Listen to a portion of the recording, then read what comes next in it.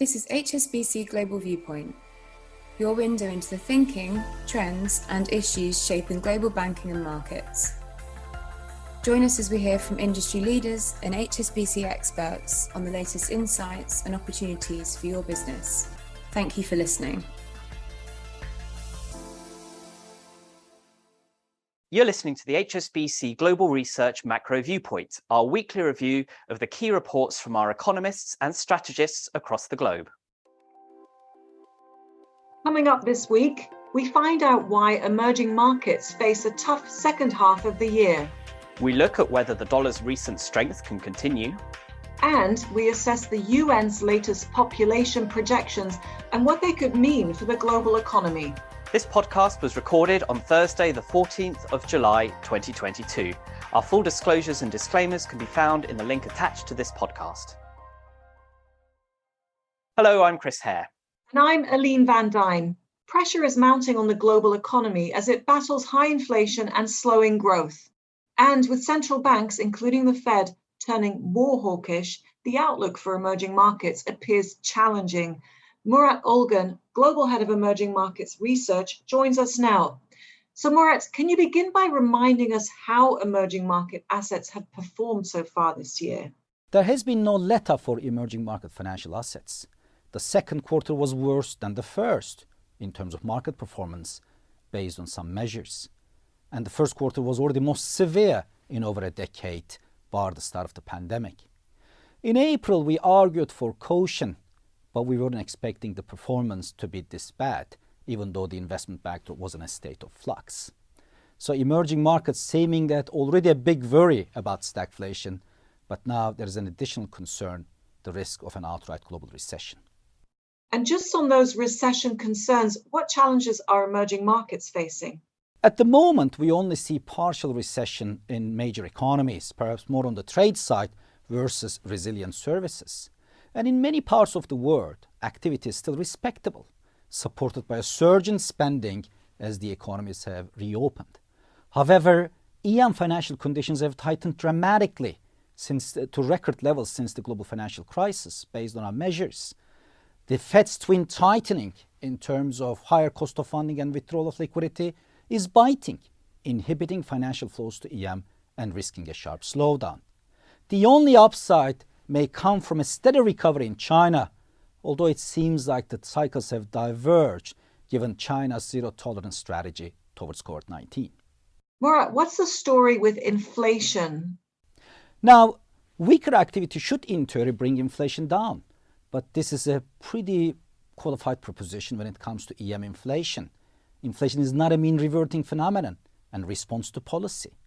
As a matter of fact, where we see big spike in inflation is actual rents, expectations, services, and services are quite sticky. So we believe the debate about EM inflation will move quickly from has it peaked question to more like is it falling towards target quickly and close enough. We think inflation inertia and persistence will rule in the second half. The sacrifice from growth to bring inflation down to target has increased substantially since the global financial crisis based on our analysis. That's because of deglobalization trends, various supply-side disruptions and shocks, and also loss of productivity and efficiency gains. So how are you viewing EM assets going forward? Now, clearly this is a very challenging environment for emerging markets. Even though asset prices have been cheapening for more than a year, it's difficult to argue they're at stress levels to cover all these risks surrounding the growth-inflation trade-off, both for EM and DM. So this environment still warrants continued caution, and we think the bounce backs will probably be only tactical and opportunities to be rare.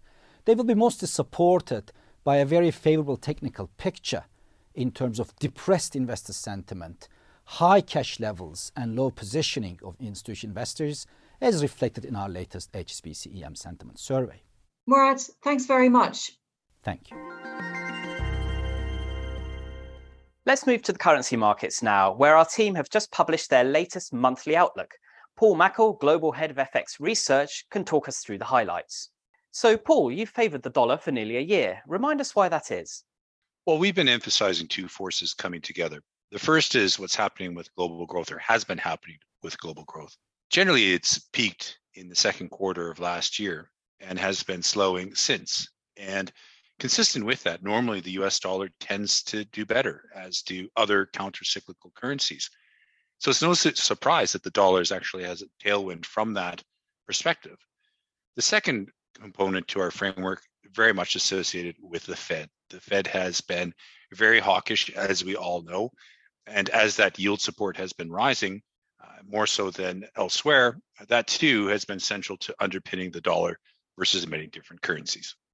So this is clearly a strong outlook for the dollar. What sort of pushback have you had to that view? The type of resistance that we're coming across is typical ones that the market is already heavily positioned in favor of the US dollar or a strong dollar. It's very overvalued, or a US slowdown could cause an abrupt change in the outlook for the US dollar for the worse. And we've been pushing back against those points for quite some time. In particular, the idea about overvaluation. Yes, the dollar is overvalued. We don't disagree with that. However, that can last a lot longer than many people may think. You know, going back to the early 2000s, the dollar was facing this type of level of overvaluation, but that was very much driven by the weakness of European currencies. And to an extent, history is repeating yet again. Euro dollar has hit parity for the first time in 20 years. What are your thoughts there? Well, we're not surprised. You know, a couple of months ago, we've been building the case that the exchange rate would hit parity, if not even trade a little bit below it. And we still think that the downward pressure on the euro and other European currencies, including sterling, can persist in the quarters to come. They're facing a very difficult growth and inflation mix. We also know that the geopolitical angle is not helpful at all with the Russia-Ukraine war. And it's a very kind of different setup in terms of how we're thinking about the Fed, the dollar, and a weak global growth cycle that's benefiting that currency. The others, mainly in Europe, have a lot more to lose. Paul, thanks for the update. Thank you very much. Demographics is a key theme for us here at Global Research. And this week, the UN released its updated forecasts, which show how the world's population is expected to evolve over the rest of the century. James Pomeroy, global economist, is here to give us the key takeaways. So James, what do the UN's latest figures say about global population growth? So the UN's new forecasts paint a much more downbeat view in terms of the world's population. Back in 2019, the UN's assumptions weren't expecting the world's population to peak at all during the course of this century, whereas now they're looking at that global population to peak in the 2080s. So a bit of a bring forwards in terms of that peak. Now, why is that? It's because of lower fertility rate assumptions. So the UN has seen people have fewer children during the course of the pandemic, but also expecting that that number doesn't pick back up as quickly as maybe they would have done in the past. So that lower fertility rate assumption is meaning obviously fewer children being born, not just today, but in the coming years. And that in itself acts as a means by which we start to see the world's population grow less quickly, and then eventually we start to see it peak. How do the UN's figures compare to your forecasts? So the UN publishes this central case, which has the world's population peaking in the 2080s, but they also have a low fertility assumption. So what if fertility rates run at a much lower rate going forwards? And in those assumptions, the world's population peaks in the 2050s. And we've done some analysis previously where we think this is more likely, that the world's population will peak sooner, such as in the 2050s, because of people having fewer children. And we think that a lot of things during the pandemic to do with higher cost of buying homes, but also to do with social changes. People have children later, a greater sort of focus on things such as environmental issues, all of these various social shifts, meaning that people opt to have children either later or have smaller families. And all of this together will mean a lower global fertility rate. It will mean a faster turn in the world's population, and the world's population could peak much, much sooner than many people are expecting. And what caught your eye at a country level? Some of the data and the revisions are really, really striking in terms of the revisions around fertility rates in particular. The two that really jump out to me, notably Korea, where the fertility rate has dropped below 0.9. That's so substantial that it means if nothing changes between here and over the course of the next generation, the Korean population would drop by 60%. Now, this is not a city-state or a small economy. This is an economy of more than 50 million people. We could see a substantial drop in the population there. This is a level of birth rate that we just didn't think was plausible, really, in a larger economy. There's another couple of good examples in the UAE, where the UN are expecting now a much bigger population by both 2050 and 2100 due to more favorable migration flows. But also Hong Kong's an interesting case where there's been a real turn in the population estimates to be much lower. That's largely because of much lower fertility rate assumptions there, because of what's happened in the past few years, but also some of these adjustments made more broadly. And quite simply, there's not expected to be enough inward migration to offset that. So the UN now expecting that Hong Kong's population starts to fall quite quickly in the coming years, which they weren't a few years ago. And James, why does all this matter for economies? Well, demographics act as a really important bedrock for a lot of economic assumptions. So when we think about growth potential, we want to look at the number of workers, the number of consumers. We need to think about fiscal balances and the ratio of workers to pensioners to school children in the economy. All of these things are really, really important.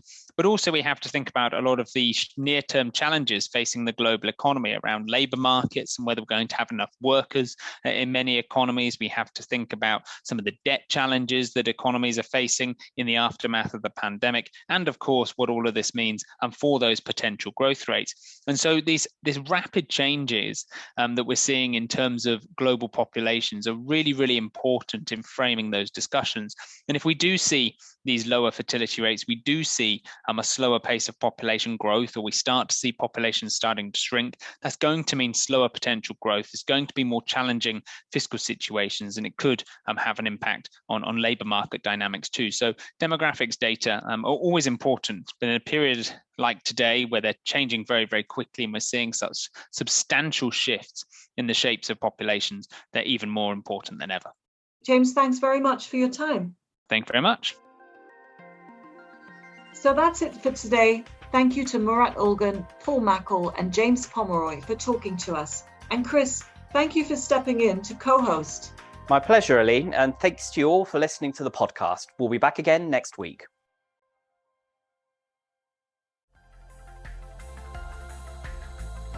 Thank you for listening today. This has been HSBC Global Viewpoint, Banking and Markets.